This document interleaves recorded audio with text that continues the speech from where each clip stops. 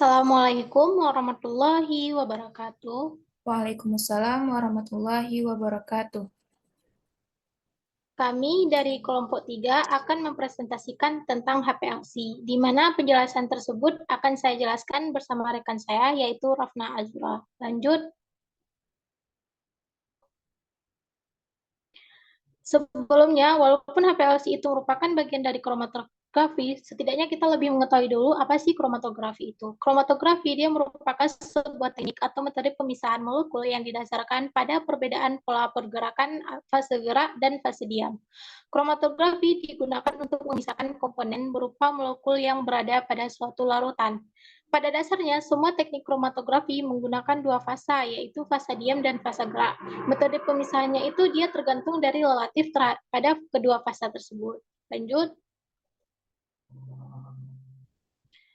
Baik, di sini ada beberapa poin penting yang harus dijelaskan. Yang pertama itu ada pengertian, fungsi, gambar alat, bagian-bagian alat, prinsip kerja, serta kesimpulan. Lanjut.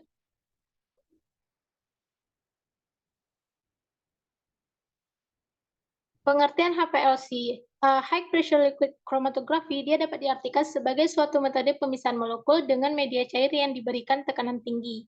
Seiring dengan perkembangannya, HPLC bertransformasi menjadi High Performance Liquid Chromatography. HPLC itu adalah alat laboratorium yang bekerja dengan metode fisiokimia yang didasarkan pada teknik kromatografi, di mana fase geraknya itu berupa cairan dan fase diamnya dapat berupa padatan atau cairan. HPLC ini juga dapat kita katakan bahwa suatu instrumen yang menggunakan prinsip kromatografi atau pemisahan dengan menggunakan fase gerak cair yang dialirkan melalui kolom yang merupakan fase diam menuju ke detektor dengan bantuan pompa, di mana sampelnya nanti dimasukkan ke dalam fase gerak dengan cara penyuntikan. Aplikasi penggunaan HPLC akan mengacu kepada fase normal dan fase terbalik. Pada fase normal, fase diamnya adalah polar dan non-polar. Sedangkan pada fase terbalik, fase diamnya adalah non-polar dan fase geraknya adalah polar. Lanjut. Di sini ada fungsi HPLC. Fungsi HPLC itu dia sangat erat ya kaitannya dengan dunia industri obat dan makanan. Fungsi HPLC itu dia menentukan atau mengukur atau menganalisa kadar bahan aktif pada suatu sampel seperti obat, makanan, herbal. Untuk dunia industri, HPLC itu banyak digunakan oleh industri farmasi. Bahkan hampir setiap industri itu memiliki. Kenapa? Karena sangat besar perannya pada industri. Karena industri farmasi ini, si HPLC berguna untuk menentukan kadar dan kadar zat terkait pada obat dalam memisahkan komponen zat di dalam obat. Pada beberapa kasus yang berhubungan dengan obat herbal, alat ini digunakan untuk menentukan marker pada suatu obat herbal. Lanjut.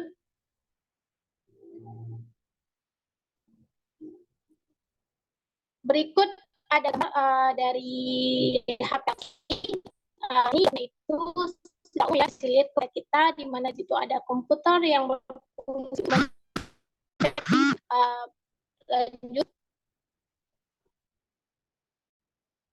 Sedangkan yang di sini dia merupakan penjelasan dari gambar yang telah di sini dia menunjukkan ada ada input check fob hingga akhirnya sampai ke komputer. Sebelum menuju ke komputer yang dapat menganalisis data sistem, sebelumnya itu ada detektor. Karena tanpa adanya detektor, kita akan menganalisa langsung kepada komputer.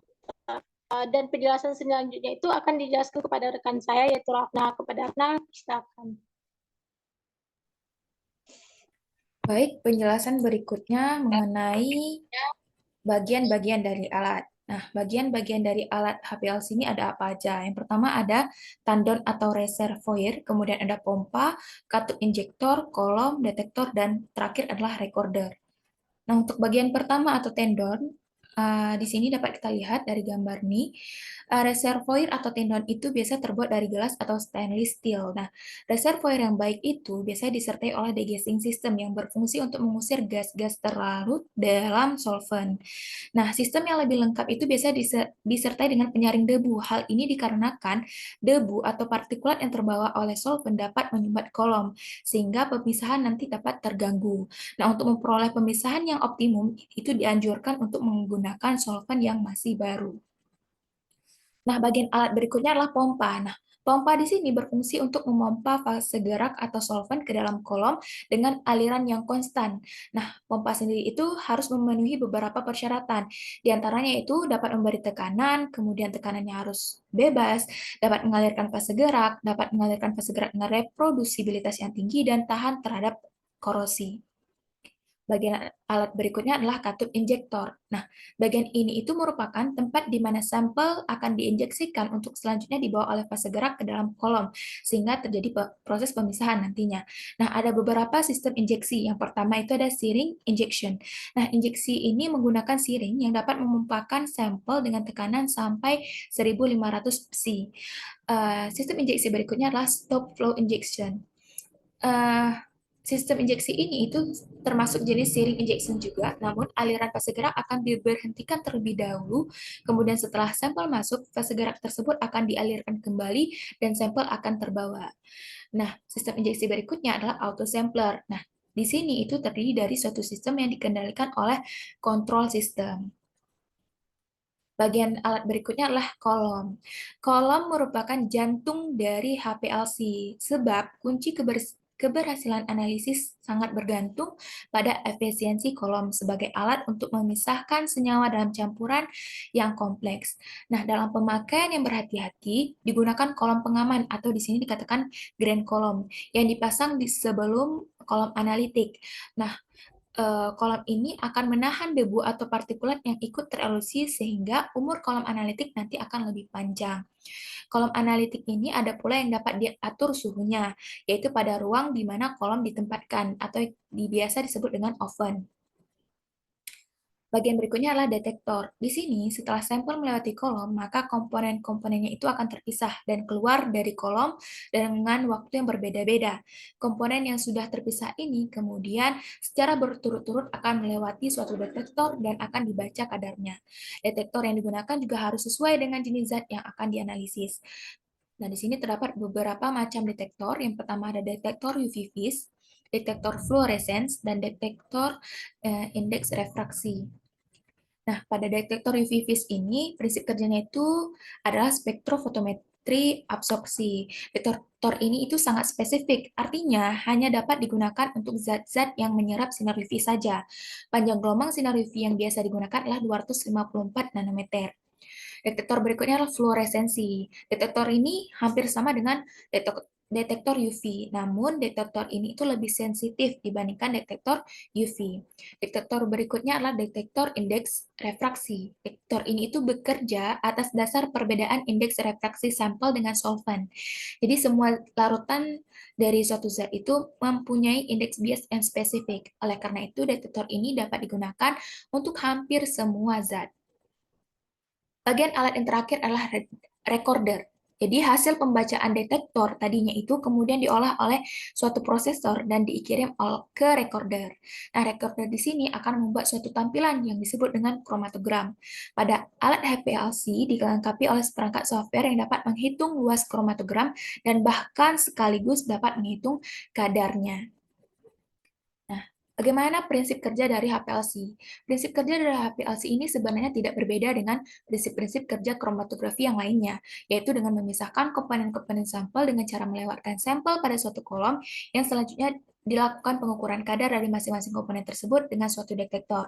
Nah, kerja detektor ini bermacam-macam, tetapi pada dasarnya adalah membandingkan respon dari komponen sampel dengan respon dari larutan sampel.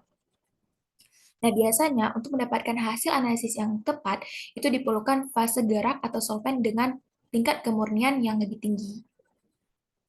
Nah, apa sih kelebihan dari APLC? Nah, kelebihan dari APLC adalah salah satunya itu mampu memisahkan molekul-molekul dari suatu campuran. Selain itu juga pengerjaannya mudah, kecepatan analisisnya dan kepekaan yang tinggi, kemudian dapat meminimalisir terjadinya kerusakan, resolusi yang baik, dapat digunakan bermacam-macam detektor, kolomnya juga dapat digunakan kembali, dan terakhir mudah melakukan sampel recovery.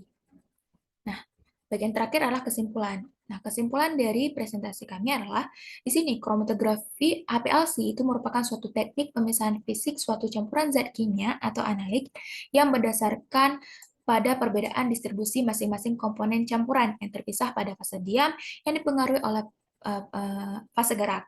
HPLC sendiri itu mempunyai prinsip kerja di mana campuran analit akan terpisah berdasarkan kepolarannya dan kecepatannya untuk sampai ke detektor nantinya, yang kemudian akan teramati pada spektrum yang disebut dengan kromatogram.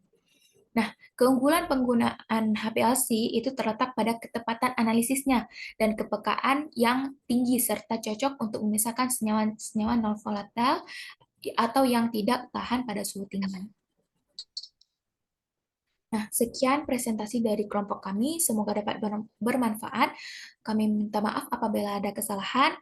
Kami ucapkan terima kasih. Sekian, wassalamualaikum warahmatullahi wabarakatuh. Waalaikumsalam warahmatullahi wabarakatuh.